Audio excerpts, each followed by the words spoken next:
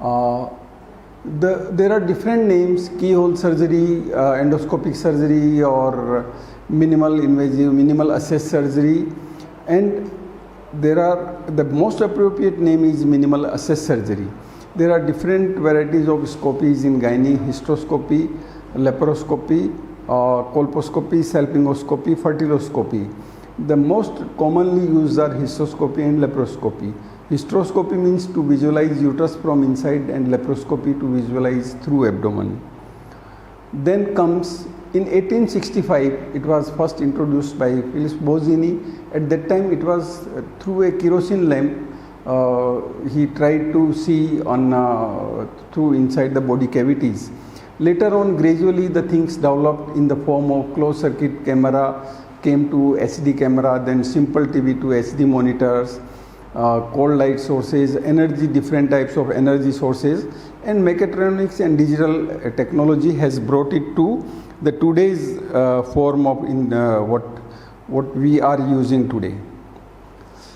And the further advances are in the form of 3D and 4K. Now comes what are the advantages of minimal access surgery for the patient. It is a small or no scar, fast recovery, less pain and discomfort, early resumption of duty.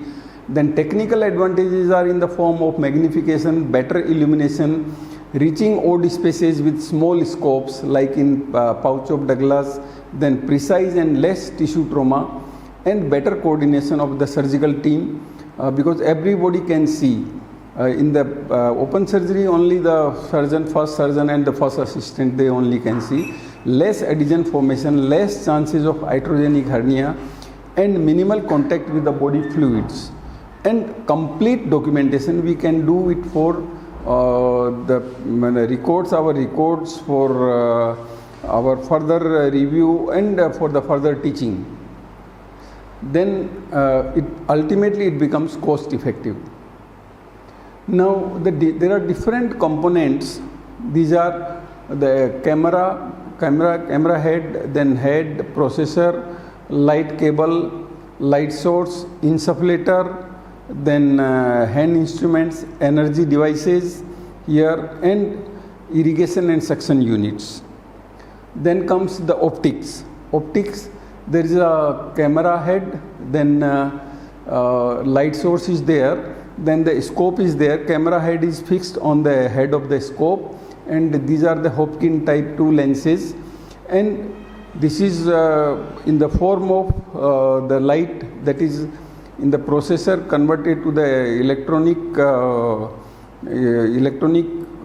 signals, and then camera controller sends it to the monitor where again these electronic signals are converted into the images. Now these are the insufflator. When we see inside the abdomen, we need some space, so we use carbon dioxide up to 12 to 15 millimeter of the pressure, and the pressure, the most friendly gas is the CO2 because it is easily absorbable in the body. So it should never cross 15 millimeter of mercury. Then comes different types of hand instruments. You can see the laparoscopy instruments are longer, around 36 centimeter, whereas these are usually 10 centimeter or like that, the open surgery. So to learn, when we learn the laparoscopy, we have to handle longer instruments, so you need practice or the hand-eye coordination for that. So before we take the trainee or the student to the patient, they have to do the training on the simulators, so they can develop hand, eye and foot coordination, and you can see that how this because that is necessary, because you are working here and you are seeing on the screen, but you are working on here. So that hand-eye coordination, your cognition should develop. This is the laparoscopic view of lateral wall, uterine artery, ureters, etc. These are very clearly visible. So we get a good magnification and good illumination, so we can identify the structures very easily. So the chances of injury to the vital organs and vital structures becomes less. Then these are again the picture of anterior abdominal wall, where we can see the easily the umbilical folds, medial umbilical folds, etc. This is when I passed in 1985. The only thing which was used through endoscopy was the laparoscopic sterilization of females. But now the dictum is that any gynec surgery can be done by endoscopy except cesarean. Then there are some gold standard procedures like fertility enhancing diagnostic, adhesiolysis, tubal blocks, PCOD, and endometrial ablations. Then comes the gold standard procedures, the continued, like ectopic pregnancies, simple hysterectomies, adnexal masses, chocolate cysts, ovarian tumors, TO masses, dermoid, and urogynec procedures. Then comes the advanced surgical procedures which need higher skills and sophisticated gadgets, like difficulty hysterectomies, fibroids, oncosurgeries, prolapse and sling operations. These are advanced surgeries, so for which the surgeon has to make more efforts and they have to do more higher training for that. Then next comes the hysteroscopy, which is really minimal access surgery because or natural orifice surgery. Here the scope goes through the vagina and cervix into the uterine cavity, and the light through the light we can see the complete inside of the uterine cavity, and the beginning of the fallopian tubes, endometrial lining we can easily make, and it is very useful for the especially in the infertility and bleeding problems like infertility, diagnostic, synecdoche, corneal catheterization, polyps, fibroids, then repeated abortions, septum, biconate uterus, lost IUCDs, and now we recommend that any RPOCs should be done through the hysteroscopy. These are the different types of endometrium in different menstrual phases.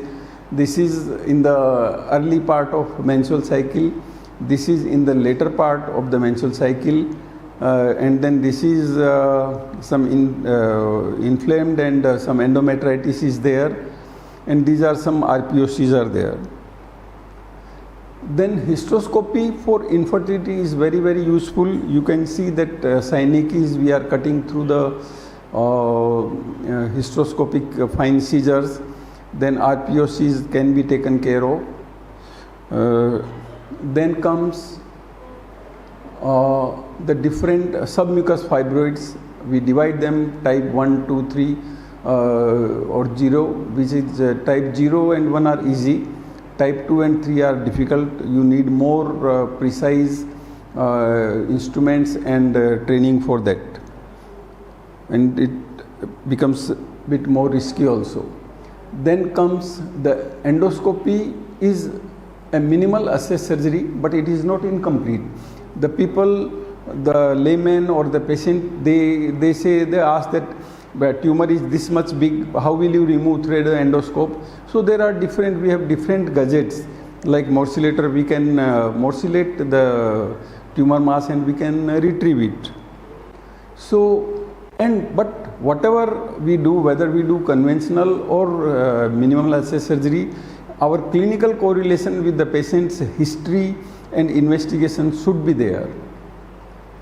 Then comes the essential for good endoscopy is you should have, because it is gadget based, so backup facility should be there, trained team should be there, and the teamwork should be there.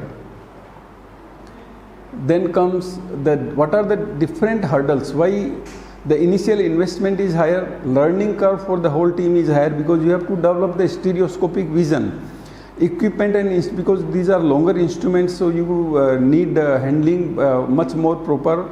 They are delicate also, and hand-eye and foot coordination, because you have to do the energy etc. with the foot, so you have to develop that.